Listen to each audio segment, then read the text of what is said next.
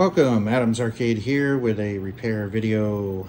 I'm starting to offer repairs locally, and the first customer is Glitch Bar here in Fort Lauderdale, who has this missile command,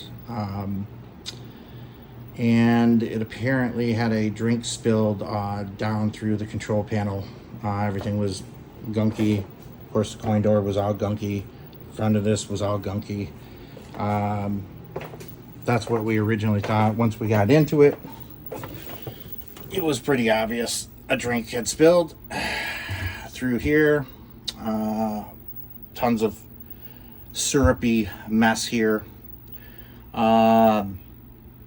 So I'm going to guess that probably had something to do with the situation. So it came to me dead. Opened it up, started checking things out, usual things. Power, immediately noticed that the power switch here literally exploded and was in about 5 pieces. So that must have been one heck of a jolt. These 2 fuses obviously blew, and one of these over here blew. Replaced the blown one here, replaced the 2 fuses here that were blown, replaced the switch, fired it up, blew those 2 again. Went underneath, checked the diodes, and of course diodes were bad, so replaced the diodes there. Then before I decided to power it up any further, I double checked the board here. We'll shut this off for a moment. Pull the edge connector, and you may be able to see here I had to do a trace repair, or edge connector repair. This here is the ground, which makes sense why those would blow, diodes blow, this blows. That was either in progress or was part of it. Wasn't there when it happened, so I can't really tell. But we replaced the trace with a replace pair with a copper strip. So that's all good. Nothing wrong with the AR2. Then we went ahead and started it up. Nothing wrong with the monitor. Came up to the front. Of course, coin door lights didn't work, so we replaced those bulbs.